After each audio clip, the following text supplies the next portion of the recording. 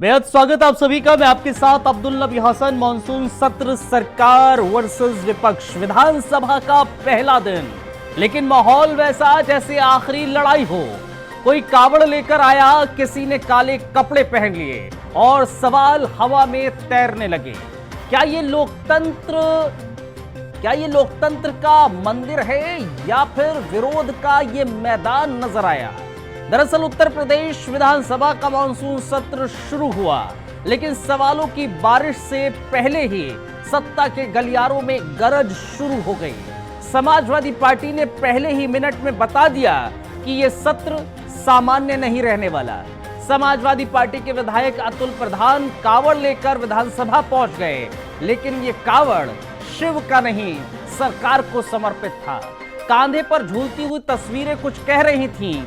एक तरफ सरकारी स्कूल के मासूम बच्चे, दूसरी तरफ सरकारी शराब की दुकान और ऊपर लोहिया और अंबेडकर की तस्वीरें।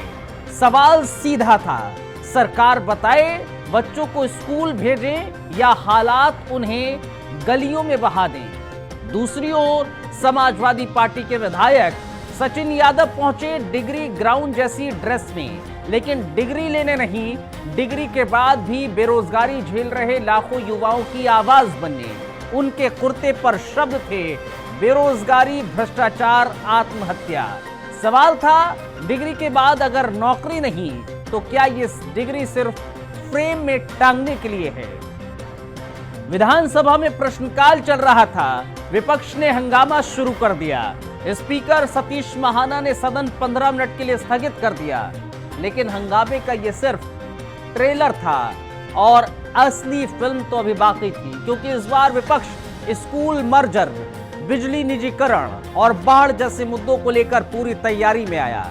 इधर सत्ता पक्ष भी चुप नहीं बैठा। मुख्यमंत्री योगी आदित्यनाथ ने साफ कह दिया, यह मानसून सत्र खास होगा, विपक्ष के हर सवाल का जवाब मिलेगा, लेकिन गरिमा बनी रहना चाहिए। वहीं डिप्टी सीएम ब्रजेश पाठक बोले, सकारात्मक चर्चा होना चाहिए।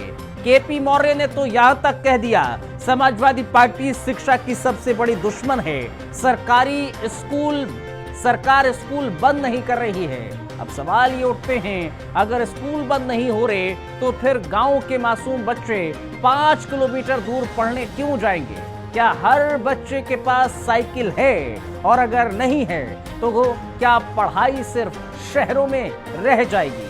सवाल सत्ता से है कि क्या 2047 का विजन डॉक्यूमेंट कागजों तक सीमित रहेगा या आज की जमीनी सच्चाई में कुछ बदलेगा? और सवाल विपक्ष से भी, क्या नारे, पोस्टर और पोशाक से नीति बदली जा सकती है या फिर सदन के भीतर ठोस बहस ही असली हथियार है?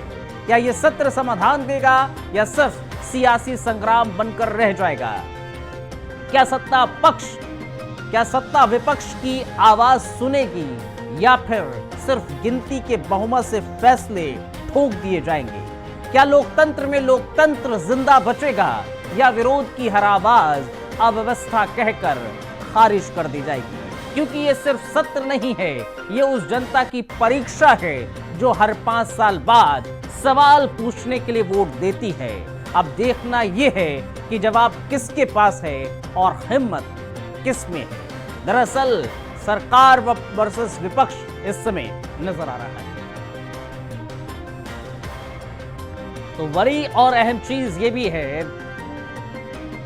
किन मुद्दों पर सरकार वर्सेस विपक्ष है इस विधानसभा सत्र। दरअसल 4 दिन के लिए ये विधानसभा सत्र चलेगा। स्कूलों का विलय, निजीकरण को लेकर 4 दिनों का ये सत्र है और इस सत्र में दरअसल अहम मुद्दों पर चर्चा संभव है। एक दिन लगातार 24 घंटे की कार्यवाही होगी, इस बात की जानकारी साझा की गई थी, लेकिन इन सब के बीच में विजन डॉक्यूमेंट पेश करेंगे मंत्री साहब, ये भी जानकारी है। लेकिन कौन कौन से मुद्दे थे जिन मुद्दों पर इस सदन में बहस होनी है? कानून व्यवस्था को लेकर, किसानों की समस्या को लेकर महत्वपूर्ण ये बहस होगी, बेरोजगारी को लेकर, चुनाव में गड़बड़ी को लेकर तमाम अहम मुद्दे हैं जिन पर बहस की उम्मीद तो बहुत महत्वपूर्ण सवाल दरअसल इस वक्त नजर आ रहे हैं, लेकिन इन सब के बीच में सत्ता पक्ष और विपक्ष की तरफ से क्या बयानबाजी देखने को मिली है, जरा सबसे पहले वो सुनिए, उसके बाद खास मेहमानों से तारुफ कराएंगे।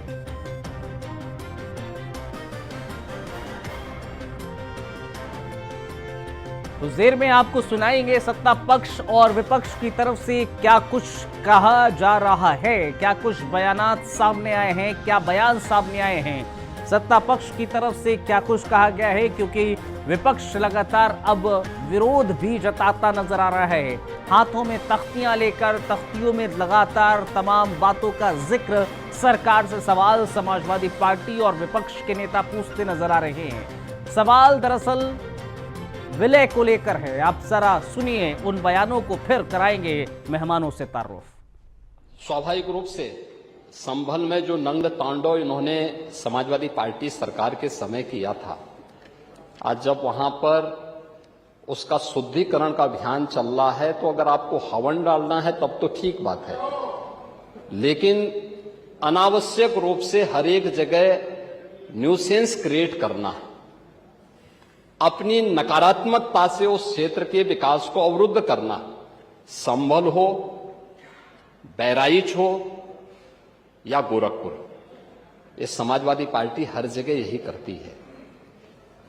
गोरखपुर के विरासत गलियारे के बारे में पांडे जी, आप तो इतने वरिष्ठ हैं, लोग आपको अनावश्यक रूप से मोहरा बना करके आपके कंधे पर बंदूक रख करके, अब आपको कम से कम इस उम्र में इस बात का ध्यान रखना चाहिए कि इस उम्र में सब नहीं होने देना चाहिए, जो आपके कंधे पे बंदूक रख करके निशाना साधने का प्रयास कर रहे हैं। आपके 3 दिन पहले मैं स्वयं उस विरासत गलियारे का दौरा किया था, मालूम है ना। मैं एक एक व्यापारी से बात किया था और बातचीत करके, वो गोरखपुर के सबसे पुरानी मंडी है, आप तो गोरखपुर में पढ़े भी हैं, और सबसे पुराना बाजार है, लेकिन कंजेशन होने के नाते, अवैध कब्जा होने के नाते वहां पर उस कंजेशन को दूर करके आज सड़क बनाई जा रही है। जो भी विषय सामने आया उसके ऊपर उन्होंने पूरी तरीके से पार्टिसिपेट भी किया और अपना पक्ष भी रखा। साथ ही साथ कल उसके बाद नेता हमारे माननीय विधानसभा के अध्यक्ष जी ने भोज पर आमंत्रित किया था, उसमें भी माननीय मुख्यमंत्री जी भी थे और माननीय नेता प्रतिपक्ष भी थे। उन्होंने उस वक्त भी कोई ऐसा जिक्र नहीं किया कि गोरखपुर में किस प्रकार की कोई घटना हुई, और उन्होंने अपनी बातचीत में भी जिस समय वो खड़े हुए थे उस समय इस बात को स्वीकार भी किया कि कोई ऐसी बात नहीं है। लेकिन उसके बाद भी एक ऐसा विषय लेकर जो कि अपने आप में कोई मुद्दा नहीं था, कोई विषय नहीं था, मुख्यमंत्री जी ने जो उन्होंने बात उठाई उसका समुचित जवाब भी दे दिया, और उसके बाद भी हाउस में अव्यवस्था फैलाई, जो हाउस पूरी तरीके से डिस्टर्ब रहा। उत्तर प्रदेश का विधानसभा सत्र, जिसमें उत्तर प्रदेश के डेवलपमेंट का एक विजन डॉक्यूमेंट पेश होना था। ये विजन डॉक्यूमेंट उत्तर प्रदेश के विकास के लिए कितना महत्वपूर्ण है, ये उत्तर प्रदेश का जन जन जानता है, लेकिन फिर भी उत्तर प्रदेश की योगी सरकार को विजन डॉक्यूमेंट तक पेश ना करने देने की साजिश आज जो समाजवादी पार्टी ने रची है, ये बड़े अफसोस की बात है कि उत्तर प्रदेश का विकास समाजवादी पार्टी को देखा नहीं जाता। उत्तर प्रदेश का विजन डॉक्यूमेंट अगर पेश होता, उत्तर प्रदेश का विकास होता, तो उत्तर प्रदेश के प्रत्येक नागरिक को इसका लाभ होता। लेकिन समाजवादी पार्टी अपने उन तमाम रुकावटों को पैदा करके उत्तर प्रदेश के विकास में बाधा बन रही है। ये आज उत्तर प्रदेश के जन जन ने देखा कि किस तरीके से विधानसभा का सत्र ना चलने देने की एक साजिश, प्री प्लान्ड एक साजिश समाजवादी पार्टी ने रची। इसके लिए उत्तर प्रदेश की जनता समाजवादी पार्टी को कभी माफ नहीं करेगी। कहना चाहते हैं कि पूरी की पूरी सरकार भ्रष्टाचार के अखंड में डूबी हुई है, किसी चीज पर चर्चा नहीं कराना चाहती, गरीबों के बच्चों को, किसानों के बच्चों को शिक्षा से दूर रखना चाहती है, और इसकी पूरी की पूरी सियासत इसी तरह की है। जात धर्म में लोगों को लड़ाना, जात धर्म का भेद कराना इस सरकार की नीति नियत में है। हम सब लोग मिलकर इसका विरोध करते हैं कि जो आपके गरीब के बच्चे हैं वो किस तरीके से स्कूल में मर्जर के नाम पर, कभी स्कूल बंदी के नाम पर एक काम कर रहे हैं, और दूसरी तरफ ये रोज शराब के ठेके खोल रहे हैं। हम सब लोग इसका विरोध करने के लिए प्रतीक के रूप में संविधान को बचाने के लिए हमारे पीडीए के महानायक अखिलेश यादव जी सड़क से लेकर सदन तक संघर्ष कर रहे हैं। पीडीए पाठशाला चलाने का काम समाजवादी पार्टी के कार्यकर्ता कर रहे हैं, तो उन पर मुकदमे दर्ज किए जा रहे हैं। इसीलिए आज हम लोग उत्तर प्रदेश की सरकार को आईना दिखाने के लिए ये पीडीए पाठशाला लेकर आए हैं, तो देखें और सीखें और समझें कि गरीब के बच्चे को पढ़ाना कितना आवश्यक है, कितना जरूरी है। वो तो कह रहे हैं कि आप लोग वहाँ पर पीडीए पाठशाला में A4 अखिलेश। हमारे उत्तर प्रदेश में स्वास्थ्य व्यवस्था बहुत ही खराब है। कहीं भी कोई सुविधा नहीं है, कोई एम्बुलेंस की ज़रूरत पड़ती है तो वो नहीं मिलते हैं, कहीं उसमें तेल नहीं रहते हैं, कहीं कोई ड्राइवर नहीं रहता है, और दवाएं लोगों को अच्छी तरीके से जो मिलनी चाहिए नहीं मिलती। लोग बाहर की दवा करते हैं और अपना टेस्ट भी कराते हैं। तो आपने सुना किस तरह से सत्ता पक्ष और विपक्ष की तरफ से आरोप और प्रत्यारोप किया जा रहा है। हमारे साथ कुछ खास मेहमान जुड़ रहे हैं, तारुफ करा देते हैं। हमारे साथ श्याम सलोनी साहब जुड़ रहे हैं, बहुत बहुत धन्यवाद, बहुत शुक्रिया श्याम सलोनी जी इस कार्यक्रम का हिस्सा बनने के लिए, धन्यवाद। धर्मेंद्र सिंह साहब हैं श्याम सलोनी जी भारतीय जनता पार्टी का पक्ष रखेंगे और धर्मेंद्र जी हमारे साथ हैं समाजवादी पार्टी का पक्ष रखने के लिए। बहुत बहुत शुक्रिया, बहुत धन्यवाद धर्मेंद्र जी आपका भी हमें ज्वाइन करने के लिए। और सबसे पहले धर्मेंद्र जी आपके ही पास आ रहा हूं मैं, और सवाल सीधा ही है, विधानसभा का सत्र शुरू हुआ, शुरू होने से पहले ही विरोध जताया गया विपक्ष की ओर से। आखिर क्यों इस तरह का विरोध जताया जा रहा है जिससे कार्यवाही तक नहीं चल पाई है? क्या जो विरोध में आप बातों को उठा रहे हैं वो सदन के भीतर नहीं उठ सकती थी? नमस्कार अब्दुल जी, आप सभी दर्शकों को और हमारे पैनलिस्ट साथी। देखिए, दो चीजें हैं। विधानसभा होती है सवालों को सुनने का, सवालों के जवाब देने का, और जो जनहित के मुद्दे हैं उसका सकारात्मक हल का आश्वासन सरकार देती है। विधानसभा इसके लिए होती है। विधानसभा इसलिए नहीं होती कि आप जिस तरह से मीडिया में आकर के भाषण देते हैं एक तरफा, वही विधानसभा में भी आप विजन डॉक्यूमेंट पेश करें और अपनी बात को केवल थोपने का प्रयास करें। देखिए, जो महत्वपूर्ण मुद्दे हैं, सत्र इसीलिए बुलाया जाता है कि पॉलिसीज बने, उनका हल निकले। लेकिन सरकार महत्वपूर्ण मुद्दों पर जब विपक्ष उठाता है तो उसका जवाब आना चाहिए। अब जवाब क्या? भाई आपने क्या किया? आपको जनता ने बनाया था बेहतर शिक्षा व्यवस्था देने का। केंद्र सरकार लेके आई नई शिक्षा पॉलिसी भी। भारतीय जनता पार्टी के साथी जब आप अवसर दीजिएगा, पूछिएगा नई शिक्षा नीति क्या है, उससे क्या फर्क पड़ रहा है आने वाले समय, मैं इस पर आऊंगा। लेकिन किस तरह से उत्तर प्रदेश के अंदर 26,000 स्कूल बंद कर दिए गए, 5,000 से अधिक स्कूल मर्ज कर दिए गए, चुपचाप चल रहा है। जी, जो आप बता रहे हैं ना वही चीज मेरा भी सवाल यही था कि ये जो आप सवाल कर रहे हैं ना नेशनल टेलीविजन पर बैठकर और विधानसभा के बाहर प्रोटेस्ट कर मीडिया के सामने बातचीत करके, मेरा सवाल यही था कि यही सवाल आप विधानसभा के भीतर उठा सकते थे और बहुत अच्छे से, क्योंकि सत्ता पक्ष कह रहा है कि हम तो जवाब देने के लिए हैं वहां पर। पहले विजन डॉक्यूमेंट तैयार होता, विजन डॉक्यूमेंट हम पेश करते, उत्तर प्रदेश की जनता जो है उसके किस तरह से उद्धार किया जा सकता है, उत्तर प्रदेश का उद्धार किया जा सकता है, उस विजन डॉक्यूमेंट के जरिए हम बताते।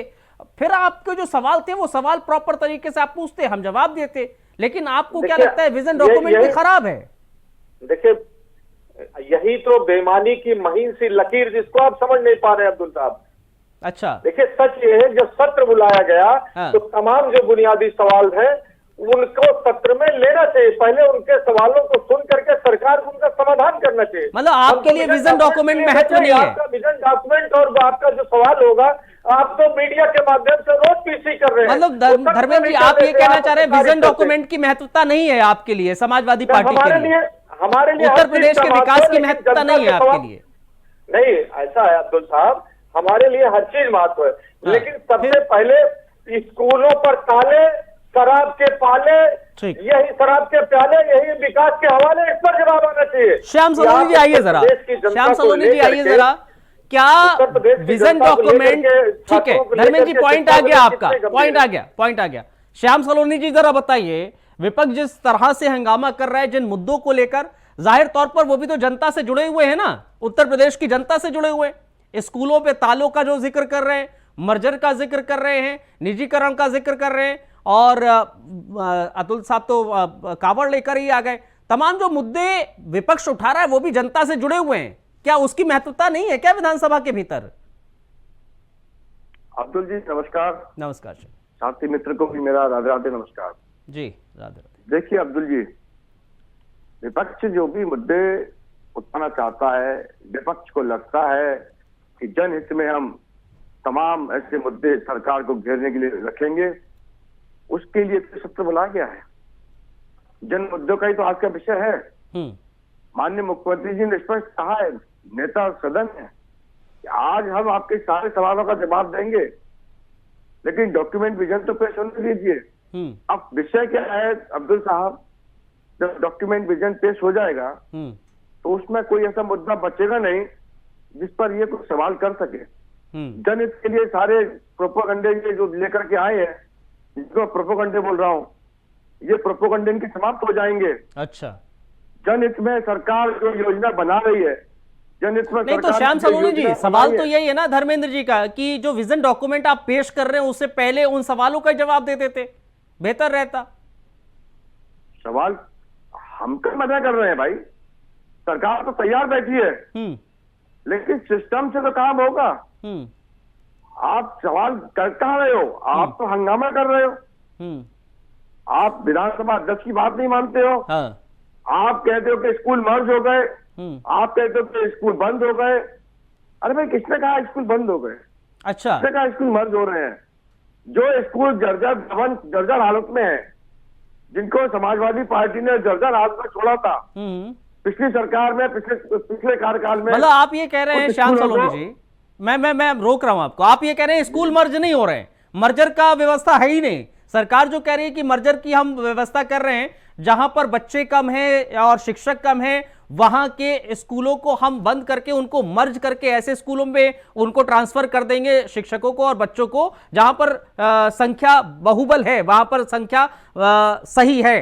तो वो सरकार का मोटिव नहीं है, आप ये कह रहे हैं? जो जर्जर हालत में उनको ही सिर्फ बंद कर रहे हैं आप लोग, उसको सही कर रहे हैं, उसको अब्दुल साहब, सरकार ने स्पष्ट कहा है, जो स्कूलों की हालत जर्जर है, छत गिर सकती है, हादसे हो सकते हैं, कई जगह हुए हैं, अभी गुजरात में हुआ है, राजस्थान में हुए हैं।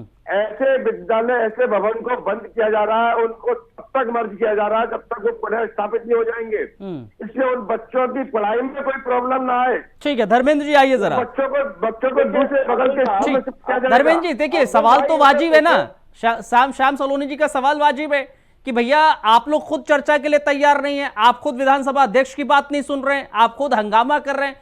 प्रॉपर तरीके से, सिस्टमैटिक तरीके से आगे आएंगे तो सब सवालों का जवाब मिलेगा, आपके जो भी सवाल है।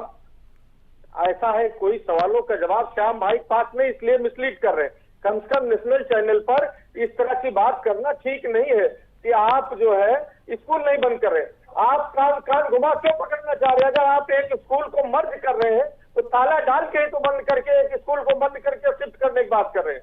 जो गांव में, देखिए व्यवहारिक बात हमको थोड़ा समय दीजिएगा, दो महत्वपूर्ण बात है भाई। श्याम जी ने कहा कि समाजवादी पार्टी ने जर्जर कर रखा तो इसलिए बंद कर रहे हैं, तो आपको तो नैतिक रूप से सत्ता में रहने का हक ही नहीं है कि आप 8 सालों से सरकार में हैं, केंद्र की 2 सफलतापूर्वक कार्यकाल हो गया है, अगर आपने बिल्डिंग का मेंटेनेंस भी नहीं कराया तो आपको नैतिक रूप से सत्ता से हट जाना चाहिए। नंबर 1, इनसे पूछिएगा कि इनके नेतृत्व में भारतीय जनता पार्टी की सरकार में पिछले 8 सालों में उत्तर प्रदेश के अंदर कितने स्कूल खुले, इन्होंने बेसिक शिक्षा में कितने नए स्कूलों का निर्माण कराया? अरे धर्मेंद्र जी, मेरा तो सवाल सीधा है ना, मैं ठीक है, आप सवाल कर रहे हैं, मेरा तो सवाल सीधा है। जो भी आप लोगों के सवाल हैं वो आप विधानसभा के अंदर कीजिए ना सर, प्रश्नकाल में आप कर सकते हैं ना सवाल सर, आपके पास सवाल करने का राइट है ना विधानसभा के अंदर। बाहर हंगामा करके विधानसभा स्थगित करके क्या मिलेगा सर? नहीं, मैंने पहले निवेदन किया था, मुझे थोड़ा समझ दे, मैं उस पर आ रहा हूँ। सवाल यह है कि आपके मन की बात को जनता आपके भाषणों से सुन ही रही है, लगातार आपका प्रेजेंटेशन देख रही है। विधानसभा होता है सवालों को लेने के लिए, पक्ष विपक्ष जनता की चिंताएं सदन में आज सरकार के संज्ञान में लाता है और सरकारें उसको सुन करके उस पर अपना व्यू देती है, उसके निराकरण का प्रयास होता है, इसके लिए सदन होता है। सदन एक तरफा संवाद। अरे सर, तो वो तो सरकार तो कह रही है ना धर्मेंद्र जी, सरकार तो कह रही है कि हम तैयार हैं सवालों का जवाब देने के लिए, आप सवाल तो पूछिए। अरे सुनिए, तो अगर सारी चीजें अब्दुल नबी साहब, अगर जो सदन के प्रक्रिया होती है, जो लोग नहीं रहे उनको संवेदना व्यक्त करने के बाद अगर सवाल लेती महंगाई की, सवाल लेती शिक्षा की, सवाल लेती विद्युत की बदहाल व्यवस्था और विद्युत के निजीकरण की, ये जो महत्वपूर्ण सवाल है जनता के, अगर अरे सर, एक विजन डॉक्यूमेंट, अगर सरकार विजन डॉक्यूमेंट पेश करना चाह रही है, उस विजन डॉक्यूमेंट को पेश करने दीजिए। उस विजन डॉक्यूमेंट के बाद आप सवाल कीजिए ना, विपक्ष का अधिकार है। विपक्ष के जितने भी विधायक हैं उनको समय एक निर्धारित मिलेगा ना सर। अच्छा मुझे बताइए ना धर्मेंद्र जी, एक समय निर्धारित मिलता है ना सर? अब्दुल नबी साहब, बिना सवालों के, बिना चिंताओं के विजन डॉक्यूमेंट कैसे पेश कर सकते हैं आप अगर विजन डॉक्यूमेंट पेश करने देंगे, हो सकता है उसमें कई सवालों के जवाब मिल सकते हैं ना। अगर विजन डॉक्यूमेंट पेश किया जाए, आपको पता है विजन डॉक्यूमेंट में क्या है सरकार के? विजन डॉक्यूमेंट मीडिया में पहले दे देते कि इस मंत्रालय का हमें लेकर के आ रहे हैं।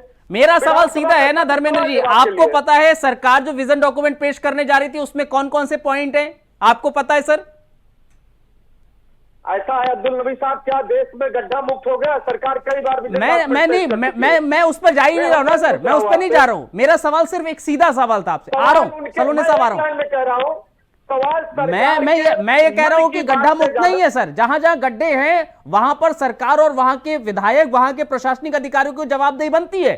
मेरा सीधा सवाल अभी ये है ना धर्मेंद्र जी, जो विजन डॉक्यूमेंट पेश करने जा रहे थे उसमें कौन कौन से पॉइंट रेज करना चाह रही थी सरकार, हमें या समाजवादी पार्टी को किसी को पता है?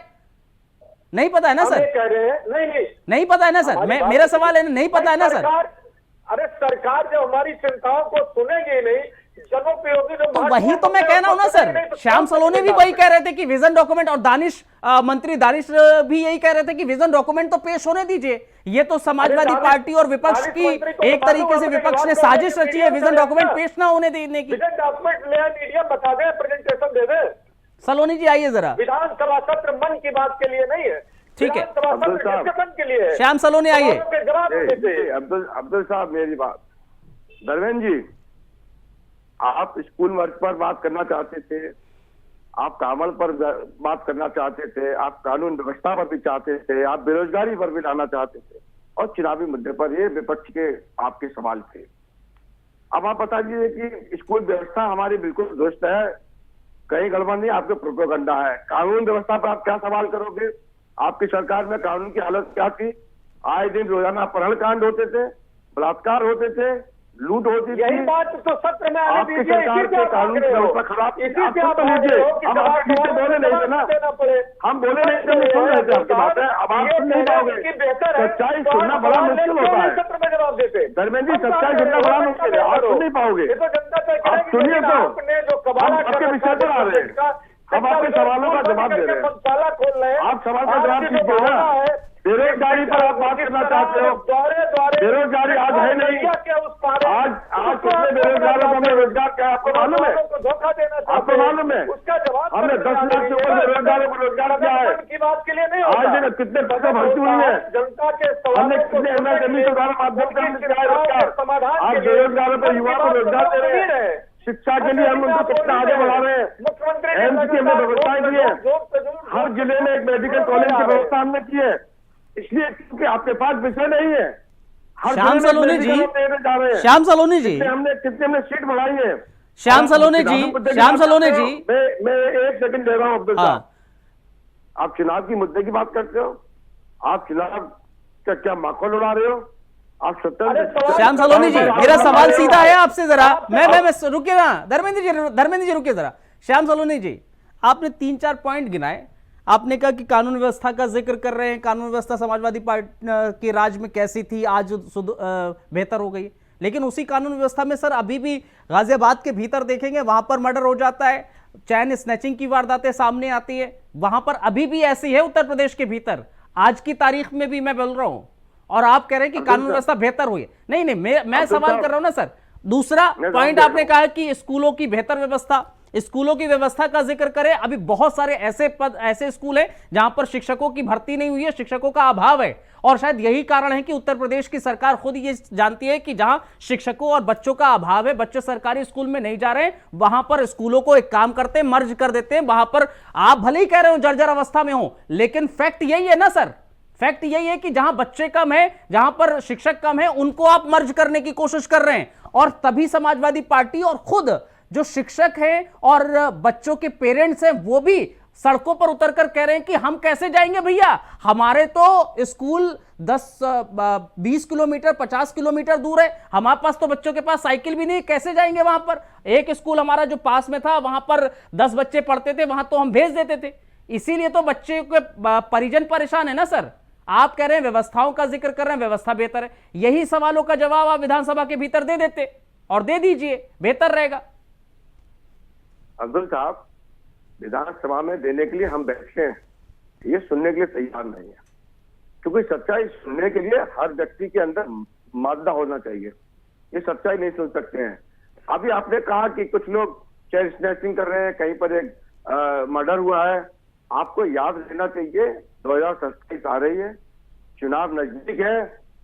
समाजवादी पार्टी जिसका एक इतिहास रहा है गुंडागर्दी का, लूट खसोट का, इनके अपने एजेंट लूट खसोट गुंडे बाहर निकल रहे हैं। नहीं, समाजवादी पार्टी के ही लोग ना श्याम जी नहीं, इस बात से आप ना बिल्कुल नहीं श्याम जी, आप इस तरह से इस बात को इतना हल्का नहीं कर सकते हैं। आप कानून व्यवस्था को इतना हल्का नहीं कर सकते हैं सर। आपने कह दिया कि वो समाजवादी पार्टी के गुंडे, उनके एजेंट ऐसा कर रहे हैं, हो तो रहा है ना सर।